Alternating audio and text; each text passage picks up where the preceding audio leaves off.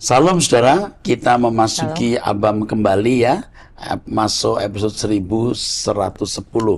Mari saya didampingi Bu Aditya, silakan Iya, Bu Adi. baik. Dari seorang wanita 48 tahun usianya menikah satu anak di Jawa Barat, Karismatik. jemaat karismatik. Ya, Shalom Bapak Eras, saya mau bertanya. Pak, sudah 2 tahun lebih saya ditinggal suami. Suami pulang ke tempat ibu mertua dan dia dibawa oleh kakak ipar saya tanpa sepengetahuan saya dengan alasan sakit. Ternyata kakak ipar perempuan bersekongkol dengan suami dan mungkin saudara suami yang lain juga membuat skenario bahwa suami saya sakit parah, seperti orang kesurupan atau stres. Info dari mereka, kata dokter ada gumpalan di kepala tapi anehnya malah dioperasi ambeien. Suami ke kampung sekitar Maret 2022. Kemudian pada November 2022, saya dan anak saya ke kampung suami untuk minta maaf dan memunjuk kembali pulang kampung membujuk suaminya. pulang ke Bandung ya. Tapi Tapi ibu mertua saya malah menahan suami di kampung. Dan saya harus ikut suami di kampung. Ibu mertua ikut campur di sini, Pak. ya, Padahal perjanjian waktu kami menikah, saya mau menikah dengan suami jika kami tinggal di kota B. Dan suami menyetujuinya. Di kampung, suami ke sawah menanam padi dan cuaca di situ panas, dekat dengan pantai, makanya saya tidak mau tinggal di kampung. Karena tidak ada impian saya tinggal di kampung. Akhirnya, saya dan anak saya pulang ke kota B tanpa suami. Suami tidak pernah memberi nafkah buat saya, Pak. Baru setahun ini saya menyuruh anak saya untuk minta uang ke suami, tapi yang dikasih hanya untuk biaya sekolah saja yang dikirim. Jika saya ingin mengambil uang tersebut, saya harus mengambil uangnya ke kakak ipar dulu. Padahal saya ada nomor rekening di bank. Kemudian Pak, saya akhirnya ikut arisan marga suami dengan harapan ada yang menolong saya sehingga kami bisa bersatu kembali. Tapi malah di arisan tersebut tidak ada yang mau bantu untuk telepon dan mediasi bagaimana agar kami bisa bersatu. Mereka hanya ingin tahu masalah saya saja dan menyuruh saya berdoa. Yang ingin saya tanyakan, saya harus gimana Pak Eras? Saya tidak pernah komunikasi dengan suami lagi. Mohon bantuan Bapak Eras. Terima kasih Pak Eras. Saya sering mendengar khotbah Bapak dan saya semakin mengerti arti menyembah Allah yang sesungguhnya dan berusaha hidup berkenan. Saya semakin mengerti akan hidup ini karena sering mendengar khotbah-khotbah Bapak. Sehat selalu Pak Eras dan terus dipakai untuk kemuliaan nama Tuhan. Amin. ini tidak jelas loh motif keluarga mengapa Pak suami ke kampung. Iya. Apakah hanya suruh kerja di sawah? Atau memang membuat skenario agar mereka ya mau bersama dengan suami dan istri mau tinggal di kampung itu karena suami hendaknya tidak keluar dari keluarga besar, ikatan keluarga besar, sementara si ibu ini tidak mau tinggal di kampung. Sebenarnya alasan apa ya nggak mau tinggal di kampung? Kalau hanya alasan panas, lalu mengorbankan rumah tangga, ini salah loh ibu ini. Ibu kalau menikah lalu dengan syarat tinggal di kota, itu namanya cinta bersyarat. Berumah tangga bersyarat. Kalau cinta suami ya kemana suami ada ikut, ke gurun aku ikut, ke kutub aku turut, bersama Unconditional love ya Pak. sehidup semati. Unconditional love. Kalau bisa hidup bersama di kampung, kenapa? Tapi baiklah, saya kan bukan pelaku dan tidak bisa merasakan keadaan yang sebenarnya. Panasnya kampung itu, ya kan? Iya. Tetapi kalau sudah seperti ini, ibu ini usia berapa tadi? Tadi usia 48. Jadi anaknya sudah pemuda ya? Mungkin Sudah ya, kuliah. sudah remaja atau apa-apa ya, udah kuliah. Coba dirundingkan suami. Ibu tidak kasih tahu alasannya apa loh ini. Ini saya kira dilayani lagi supaya saya jangan salah menjawab. Ikut campur, mertua ikut campur seberapa mau ikut campur. Nanti kalau suami jauh dari istri, dia nikah lagi, dia selingkuh, jangan disalahkan loh. Ya kan? Karena istri tidak mau menyertai suami. Nah kalau suami di kota B tadi, kerja enggak? Kalau nggak ada pekerjaan ya maklum ditarik di kampung. Kita harus lihat dari dua sisi. Tidak boleh hanya mendengar dari sisi si ibu ya. Dan saya sudah memberitahu kenapa sih tidak mau tinggal di kampung. Jadi kita jawabnya adil ya. Ada disclaimer-nya kan. Ya. Saya kira itu. Ibu harus bertanya kepada Tuhan. Ya. Ibu akan dibimbing lah. Kalau ibu mau mempertahankan rumah tangga dan punya anak yang bersama bapaknya, hiduplah bersama.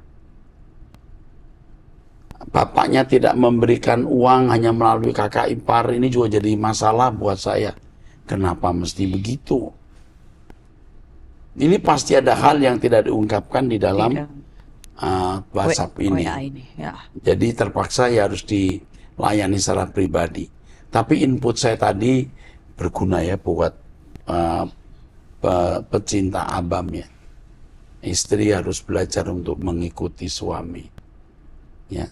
Walaupun suami mengingkari janji bahwa kalau sudah menikah mesti tinggal di Bandung. Kalau cinta sungguh-sungguh, nggak usah mesti di kota, nggak usah di kampung, di hutan juga mesti mau. Ini ada yang nggak beres ya. Oke, teruskan. Baik, selanjutnya dari seorang wanita berusia 52 tahun, janda cerai mati.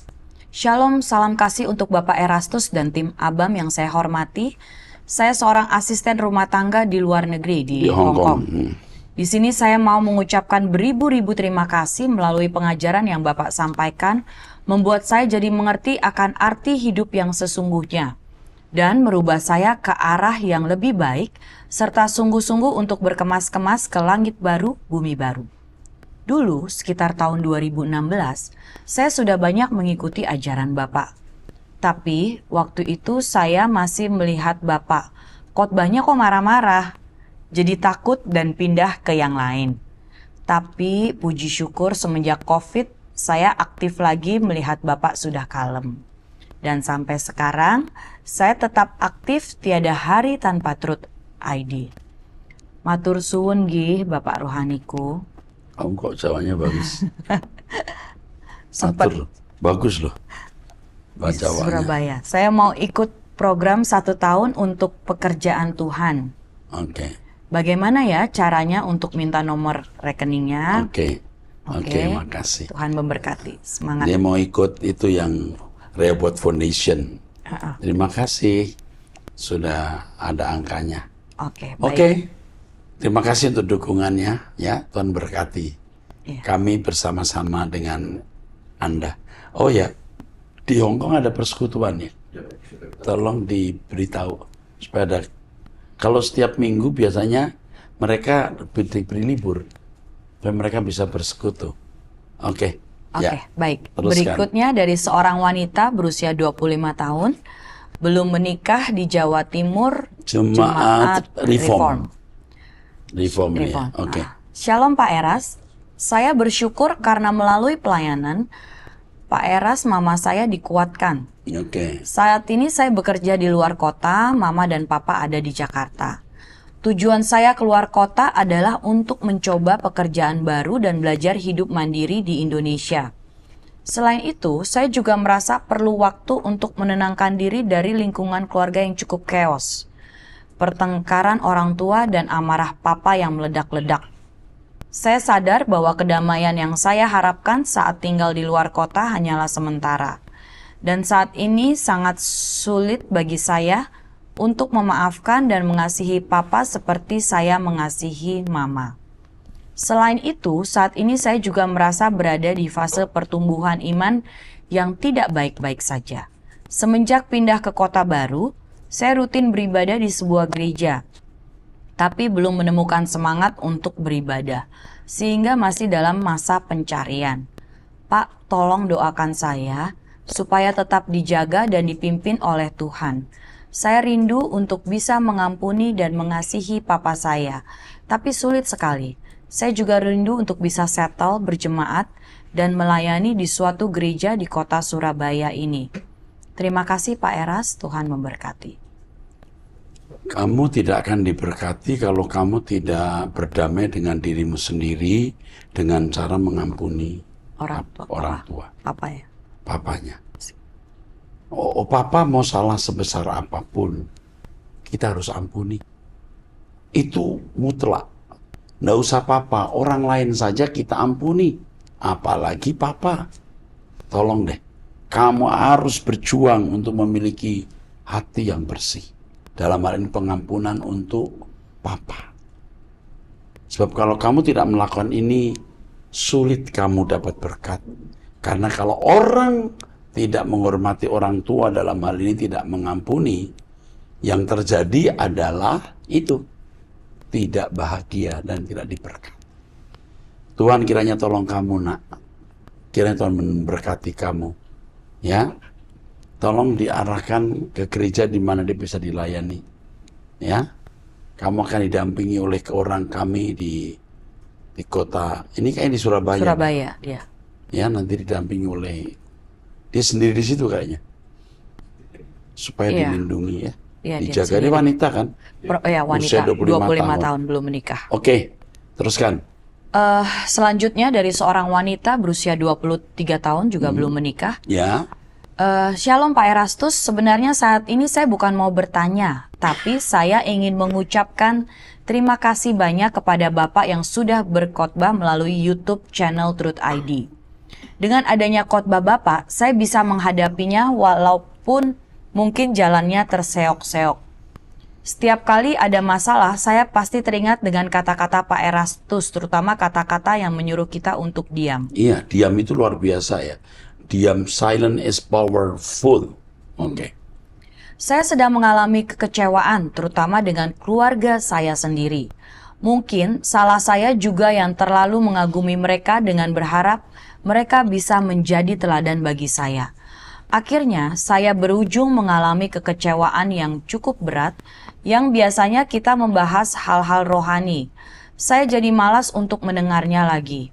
Bahkan, saya juga pernah kecewa dan hampir kepahitan selama 2 tahun. Tapi saat dalam proses pemulihan, saya selalu diingatkan oleh khotbah Bapak yang mengatakan, seorang anak harus terus menghormati orang tuanya, dan anak juga tidak bisa mengubahkan orang tua. Iya. Karena itu, saya berusaha keras untuk terus diam. Amin. Diam, Walaupun sayang. rasanya saya ingin sekali untuk membantah, tapi saya tidak bisa. Jangan, membantah tidak mengubah keadaan. Merusak dirimu sendiri. Dengan kamu diam, kamu belajar mengendalikan diri. Ya, kalau kita punya seperti itu, seperti per yang para orang muda kan membal, harus ditekan-tekan sampai tidak membal. Ya, harus belajar sampai nggak bisa membal. Oke, teruskan. Sampai mati shock breaker. Ya, sampai mati shock breakernya. Jadi mati sebelum mati. Terus. Sekarang ini saya sedang menghadapi kekecewaan lagi. Tapi sekarang saya sudah berusaha untuk menenangkan diri dan tidak lagi mau mengagumi siapapun kecuali Tuhan. Ya. Saya sebenarnya ingin bangun doa pagi bersama Bapak. Tapi jujur Pak, saya sering tidak kuat bangun. Mau ikut puasa juga terkadang suka dibilang, ngapain puasa, jangan terlalu rohani. Kurang lebih seperti itu Pak. Jadi karena itu saya bersyukur sudah dipertemukan dengan Bapak dan lebih mengenal firman Tuhan. Demikian dari saya Pak, terima kasih dan Tuhan Kamu Yesus orang yang memberkati. diproses Tuhan. Dan suatu hari kamu akan jadi pembicara, nak. Kamu akan jadi seorang pelayan Tuhan dan pengkhotbah. Kalau kamu punya sarjana S1, kau bisa meneruskan S2 Magister Teologi di STT Ekumene. Coba diarahkan. Ini orang bisa melayani Tuhan loh. 23 tahun. Dan ini cerdas. Wanita ini cerdas. Kalau tidak cerdas sekali, cerdas. Oke, kamu orang yang disertai Tuhan dan dipilih untuk melayani Tuhan. Dengar ucapan saya ini. Oke, teruskan. Oke, baik. Berikutnya seorang wanita berusia 28 tahun dari Sulawesi Tengah menikah dengan 2 anak. Ya. Merupakan ini ya. Jemaat gereja karismatik. Yuk. Oke. Shalom Pak Eras, saya seorang Ibu ibu Gembala. gembala.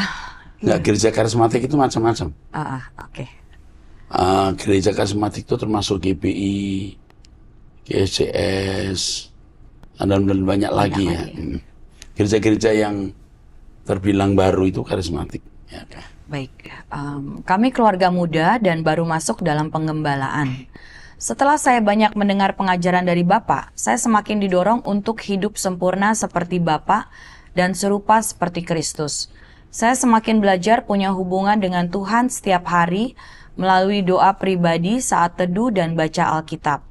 Hal itu juga yang saya ajarkan kepada jemaat. Oke, ini usia 28 sudah jadi gembala jemaat gereja Ibu karismatik, gembala, ya. ibu gembala ya. Sekali lagi karismatik Tapi gembala itu juga. banyak ya. Tadi saya menyebutkan beberapa dan mungkin juga tidak tepat. GPI itu Pentakosta juga, Pentakosta karismatik. GSKI ini juga nggak jelas nih. Karismatik Pentakosta tapi kok Ada prostesannya? ada, iya, jadi kita susah membagi-bagikan. Minta maaf kalau saya salah sebut GPI, GSCA atau Mawar Saron dan lain-lain. Susah kita memilah-milah atau mengklasifikasikan. Ya, sebaiknya kita khusus katakan karismatik aja gitu ya. Baik. Tapi ini Bu Gembala. Oke, teruskan. Yang menjadi pergumulan saya yaitu suami saya seorang gembala sidang. Tapi dia tidak pernah punya hubungan dengan Tuhan. Oh, Kalau berdoa hanya doa makan saja wow, dan dia tidak pernah hubungan pribadi dengan Tuhan. wow. Baik dalam doa pribadi ataupun baca Alkitab. Dia hanya menyibukkan dirinya dengan hal-hal jasmani, sehingga setiap kali dia berkhotbah seperti hambar. Kalau saya menasehati dia selalu beranggapan saya sombong rohani. Saya harus bagaimana Pak Eras?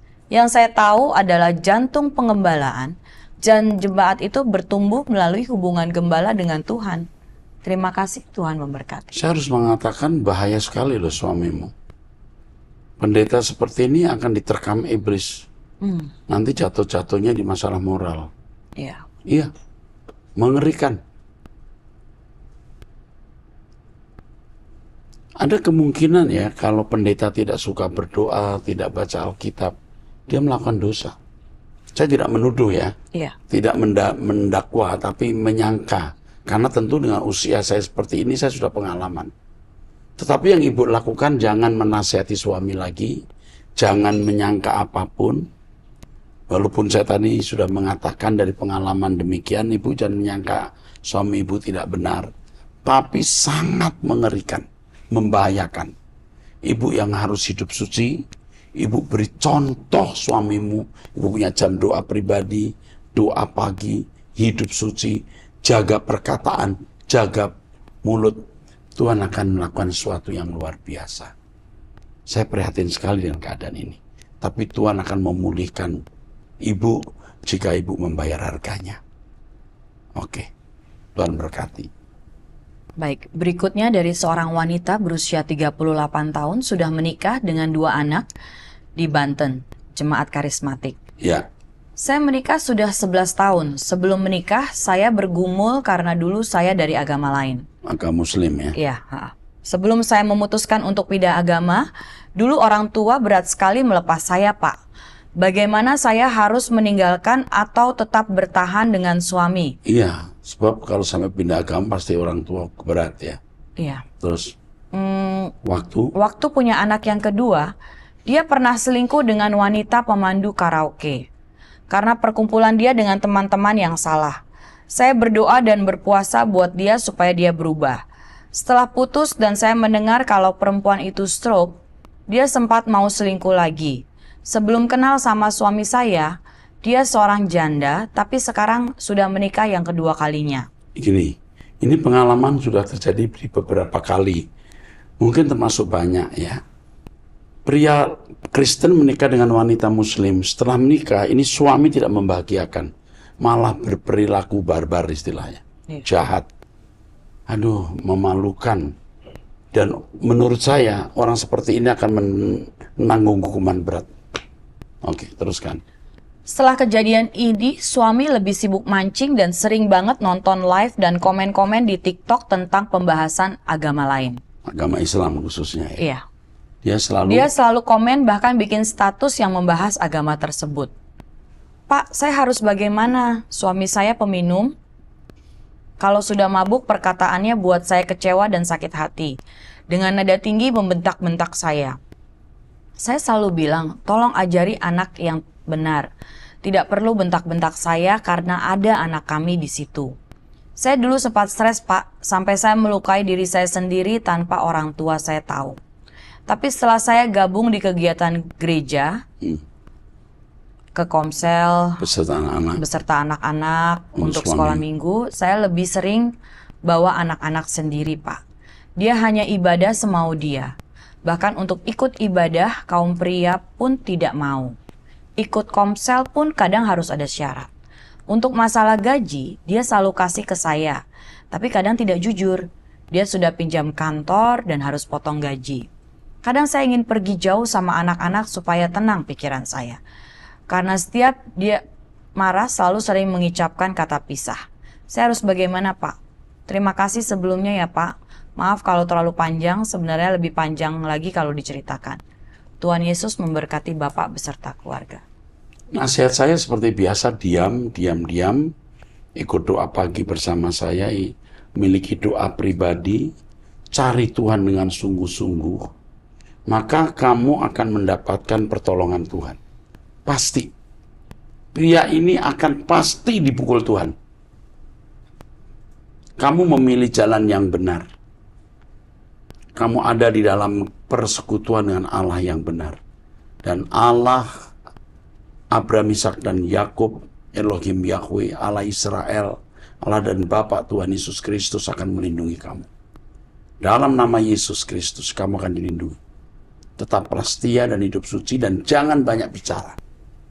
Syukur suami masih memberikan kamu gaji. Sisihkan gaji. Kamu simpan sekecil apapun, sisihkan tiap bulan. Ya, kemungkinan terburuk kau masih punya simpanan. Ya, Tuhan akan menyertai kamu dan Tuhan sedang menyertai kamu. Amin. Oke, teruskan. Baik, selanjutnya dari seorang wanita berusia 37 tahun belum menikah di Nusa Tenggara Timur, merupakan jemaat Protestan. Ya. Shalom Bapak Pendeta Erastus Sabdono dan tim Abam. Saat ini kami sedang mendoakan seorang anak laki-laki yang baru saja selesai lulus SMA. Sering berhalusinasi setiap dia di kamar mandi, dia melihat ada yang merekam dia saat mandi. Padahal semua lubang pada kamar mandi sudah ditutup oleh dia. Dari rekaman CCTV tidak ada seorang pun di sana. Tapi dia tetap ketakutan bahwa ada orang di sana. Ini ada psikosomatik ya. Ada kejiwaan ini. Terus? Pada pelayanan kedua setelah diurapi, saya melihat mata anak ini merah seperti menahan untuk menangis atau marah. Awalnya anak ingin tidak mau menatap saya. Tapi kali ini dia mau menatap dengan tatapan tajam. Semakin saya lihat, saya terkejut melihat sosok mata asing di sana yang begitu tajam, siap menerkam dengan sedikit tersenyum. Saya bertanya dalam hati, Tuhan, ini maksudnya apa? Dan mata apa ini? Mulut saya hanya berdoa dalam nama Tuhan Yesus untuk roh asing ini keluar. Roh ini sempat mau keluar namun tertarik ke dalam mata anak ini lagi. Ketika saya melihat mata anak ini lagi, saya hanya bilang dalam hati, Tuhan, saya lelah.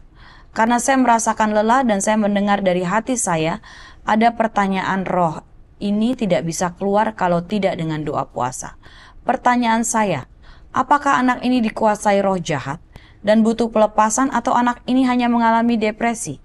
Karena pernyataan yang keluar dari anak ini adalah tidak percaya diri dan malu. Mohon doa dari Bapak dan arahan untuk langkah selanjutnya dalam pelayanan anak ini. Terima kasih, Tuhan Yesus memberkati. Usia berapa anaknya ya? Baru selesai lulus SMA. Mungkin sekitar segitu. Dia minum obat enggak ya? Nggak disebutkan sih. Unsur okultisme rasanya ada. Tapi unsur obat ada nggak? Karena kalau orang minum obat juga bisa mengalami halusinasi seperti ini. Jadi coba dilihat latar belakang anak ini dulu. Kalau itu halusinasi dari obat, ya harus diselesaikan masalah obat dengan terapi medis. Tapi kalau ada unsur kuasa gelap, doakan. Jangan selalu berpikir karena susah diusir, harus doa puasa dulu. Dari pengalaman hidup saya, tidak pernah saya mendoakan atau mengusir setan sampai tidak bisa keluar. Tidak pernah. Pasti keluar. Nggak bisa, waduh nggak bisa nih. Harus doa puasa dulu. Nggak pernah. Karena Tuhan tidak mungkin memperhadapkan Anda kepada satu kasus yang Anda nggak bisa selesaikan. Pasti bisa Anda selesaikan. Ya, itu nasihat saya lihat latar belakang. Kalau dia punya penyakit, kalau dia punya masalah obat harus diselesaikan dengan obat juga, dengan terapi medis. Kalau ada kuasa kegelapan, jangan ragu-ragu usir dalam nama Yesus. Oke. Baik. Teruskan. Kemudian selanjutnya dari seorang pria berusia 63 tahun sudah menikah dengan satu anak di Jawa Barat, jemaat karismatik. Shalom Bapak Pendeta Dr. Erastus Sabdono, Bapak rohani kami dan tim ABAM yang diberkati Tuhan Yesus. Pertanyaan saya Pak, bagaimana mengatasi atau apa yang harus saya lakukan untuk menghadapi teman yang mengalami stres, sering bicara sendiri. Kalau diajak bicara kadang-kala nyambung, kadang-kala tidak nyambung. Saya merasa terbeban untuk bisa menolongnya. Terima kasih untuk jawaban dan pencerahan Bapak rohaniku, Tuhan Yesus memberkati. Kalau itu kejiwaan, harus diselesaikan secara holistik. Artinya perhatikan kehidupannya setiap hari. Bisa kasus keluarga, tidak ada perhatian anak yang semestinya, kekecewaan, dan lain-lain. Harus dilihat kausalitas. Dan kalau bisa dilihat kausalitas primanya, penyebab utamanya. Disingkirkan dulu penyebab utamanya. Setelah itu dia bisa mengalami pemulihan. Bawa ke psikiater atau psikolog. Serasanya ini bukan ada unsur kuasa gelap, tapi unsur kejiwaan saja. Jadi Anda bisa mendampingi dia, dan Roh Kudus bisa memimpin Anda untuk membimbing dia walaupun Anda bukan seorang psikolog. Doa minta hikmat, dampingi dia. Waktu dia sadar, itulah saat Anda bisa memasukkan hal-hal yang bisa membuat dia sadar. Tidak lagi terkena. Paham maksudnya? Iya. Dampingi. Waktu dia dalam keadaan tidak sadar, ya kita susah. Tapi waktu dia sadar, dampingi, ajak ngomong, berdoa. Arahkan ke jalan Tuhan. Itu bisa. Dan temukan penyebab utama mengapa demikian dan singkirkan itu. Oke, terakhir. Baik, terakhir dari seorang pria berusia 16 tahun, pelajar Sulawesi Utara dan jemaat Protestan kesukuan dia. Iya betul, kesukuan betul. Berhubung saat ini kasus pembunuhan sedang viral, saya ingin bertanya, menurut iman Kristen apakah kesurupan arwah orang yang sudah meninggal itu bisa terjadi? Mengingat di Alkitab ada cerita tentang orang yang kerasukan, tapi ini konteksnya dirasuki roh jahat, bukan dirasuki roh orang yang sudah meninggal. Bisa saja roh jahat itu menyamar sebagai orang yang sudah meninggal. Lalu masuk ke diri orang itu memberitahu, dulu saya meninggal dibunuh si Anu, atau dia bisa fitnah juga. Yang bunuh si A, setannya bilang si B. Ini kalau dipercayai bahaya. Paham ya? Yeah. Dan ini masalah yang cukup pelik. Sebab berita atau kesaksian seorang yang kerasukan tidak bisa jadi dasar delik hukum ya. Nggak bisa. Nah, menurut saya hati-hati dengan hal seperti ini. Apakah orang bisa kerasukan roh orang yang meninggal? Bisa jika roh orang yang meninggal itu, yang pertama, memang belum ada di Hades, masih diberi kesempatan hidup. Biasanya kalau orang itu orang jahat, dimiliki kuasa gelap, yang saya pahami masih bisa ada di bumi ini dan merasuki orang. Tetapi roh jahat itu bisa menyamar. Jadi ini kemungkinan saja dan tidak bisa saya pastikan. Hanya saya bisa memahami itu dari dulu. Oke, saya kira cukup episode 1110. Kita akan bertemu nanti di 1111. 111. 111. Wah. Waduh, ya. Satunya Itu untuk 4 episode kali. yang akan datang ya. Sampai jumpa, Tuhan berkati.